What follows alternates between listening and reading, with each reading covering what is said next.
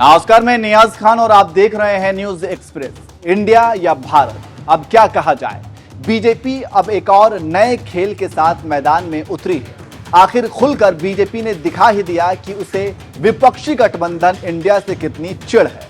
India की जगह भारत कहने पर बीजेपी अड़ी हुई है। अब बीजेपी के तमाम नेता ऐसी बात कर रहे हैं तो जाहिर सी बात है कि यह ऑर्डर ऊपर से ही आया होगा, यानी पीएम मोदी भी इसका समर्थन करते हैं। ऐसे में कुछ लोग इसको लेकर पीएम मोदी का समर्थन भी कर रहे हैं तो कुछ लोग विरोध कर रहे हैं। समर्थन करने वालों में बॉलीवुड के महानायक अमिताभ बच्चन भी शामिल हैं, लेकिन समर्थन करने के चक्कर में उनकी खुद की ही फजीहत हो गई है।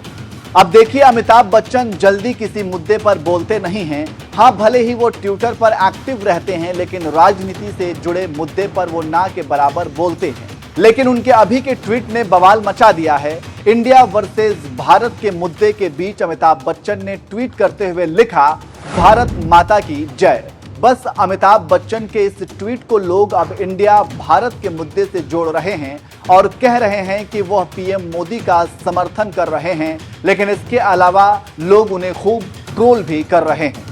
जहां एक यूजर ने अमिताभ बच्चन से तो मणिपुर पर सवाल कर लिया और लिखा, मणिपुर अभी भी भारत का हिस्सा है, आप अभी भी भारत के नागरिक हैं, फिर भी आप जैसे अवसरवादियों की चुप्पी पर भारत को शर्म आती है। दूसरे यूजर ने लिखा, इंडिया ही भारत है, भारत ही इंडिया है, हमें दोनों नाम पे गर्व है, समझे बच्चन साहब। एक और यूजर ने लिखा, जल्दी जल्दी भारत वाला पोस्ट कर देता हूं, कहीं ईडी ना आ जाए। एक और यूजर ने लिखा, भारत माता को मणिपुर में नग्न अवस्था में घुमाया गया था, तब कहां थे। एक और यूजर ने लिखा, आप भी भाजपा ज्वाइन कर लो दादाजी। एक और यूजर ने तंज कसते हुए लिखा, सर बीजेपी से टिकट मिल रही लगता है आपको इस बार। तो देखा आपने किस तरह से पीएम मोदी का समर्थन करने के चक्कर में अमिताभ बच्चन की खुद की ही फजीहत हो गई है। हालांकि अमिताभ बच्चन ने अपने ट्वीट में किसी भी विवादित बात का जिक्र नहीं किया, लेकिन यूजर्स उनके इस ट्वीट को भारत वर्सेस इंडिया पर छिड़ी बहस से ही जोड़ रहे हैं। अब बात की जाए इस विवाद की, ये सारा मामला तब शुरू हुआ जब G20 राष्ट्रीय अध्यक्षों और मंत्रियों को भेजे गए ऑफिशियल निमंत्रण पत्र पर इंडिया की जगह भारत लिखा पत्र सामने आया तो विपक्ष दल ने हल्ला बोल दिया।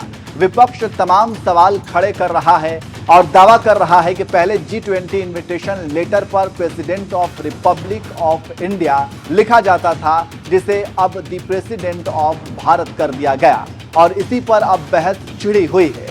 चलिए अंत में आपको सुनाते हैं कि कैसे कांग्रेस नेता पवन खेड़ा ने पीएम मोदी पर तंज कसा है। मोदी जी को अब इंडिया नाम से प्रॉब्लम हो गई और नाम बदल रहे हैं, भारत कर रहे हैं। अरे पूरा विश्वास रहा है मोदी जी आप पर।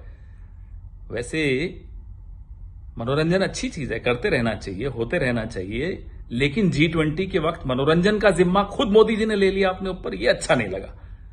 इतनी घबराहट, इतना खौफ, अच्छा लग रहा है ये डर आपका हमें। वैसे मोदी जी, हम लोग ना इंडिया वाले नाक से सांस लेते हैं, मुंह से खाना खाते हैं, अब आप क्या करोगे?